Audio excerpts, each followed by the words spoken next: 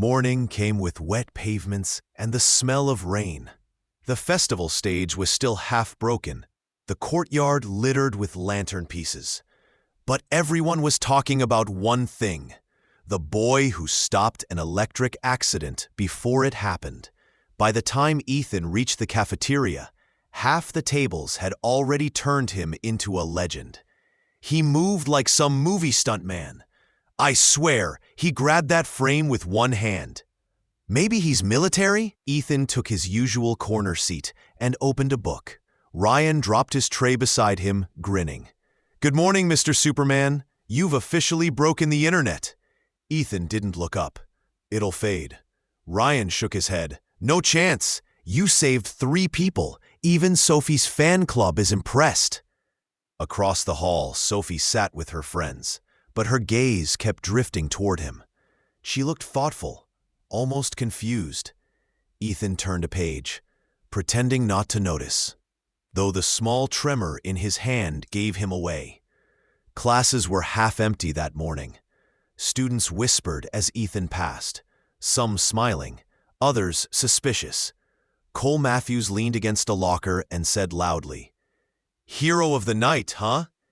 Guess everyone forgets that poor can be lucky too." Ryan's jaw tightened, but Ethan touched his arm. "Leave it." Cole smirked. "You should teach me those kung fu tricks sometime." Ethan met his eyes for a second, calm, unreadable, and walked away. Something in that stare made Cole fall silent. That evening, a knock sounded on the dorm door. Ryan was out, so Ethan opened it and froze. Sophie stood there, holding 2 cups of coffee. "Peace offering," she said, "for yesterday." "You don't owe me anything." "I do. I almost dropped that lantern on myself." Ethan smiled slightly. "Then I guess we're even. You brought coffee, I brought first aid." She stepped inside, looking around the small room. "Your place is so neat." Ethan shrugged. "Less clutter, less distraction." Sophie laughed softly. "You sound like a quote from a self-help book." For a few minutes they talked about classes, music, random things. Then Sophie's tone changed. "You know, everyone's guessing where you learned to fight like that. You could tell them." "I'd rather not." "Why? It's not a bad thing to be good at something." Ethan looked down at his cup. "Some talents attract the wrong kind of attention." Sophie studied his face. "You really don't like being seen, do you?" He met her eyes. "I've been seen enough in this life."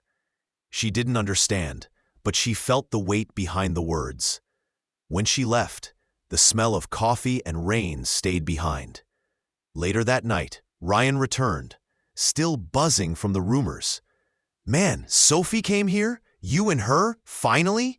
Ethan shook his head. "It was just coffee." "Right, and I'm the dean." Ryan dropped onto his bed, serious now. "You know what's crazy? People only see what you do when it's dramatic. They never see the rest, the quiet stuff." Ethan smiled faintly. "That's fine by me." Ryan nodded. "Still, if you ever need to talk, I'm here. Not as a nosy roommate, just a friend." Ethan glanced at him, the corner of his mouth lifting. "Thanks." Later, Ethan walked to the balcony. The rain had started again, thin lines under the yellow streetlight. He leaned on the railing, listening to the steady rhythm. Somewhere behind the clouds, the city lights blurred into gold and gray. His phone buzzed. A message from an unknown contact. "Good move last night. You still have control." No signature. Ethan locked the phone and exhaled. So they're still watching. For a moment, he thought of his grandfather, how he used to say, "Control isn't about strength, Ethan. It's about when you decide to use it." That voice felt close again. Inside, Ryan snored softly. Ethan turned toward the quiet room and whispered, "Someday they'll know who I am." But not yet. Next day, Sophie crossed paths with Elena outside the library. Elena smiled. "You're Sophie, right?" "Yes. I saw the video from the festival. You were lucky Ethan was there." Sophie hesitated. "Yeah, lucky." As Elena walked away, Sophie found herself wondering why that word suddenly felt complicated. Across the courtyard, Ethan watched them both from a distance. He didn't know it yet, but the calm between those three lives was about to shift forever.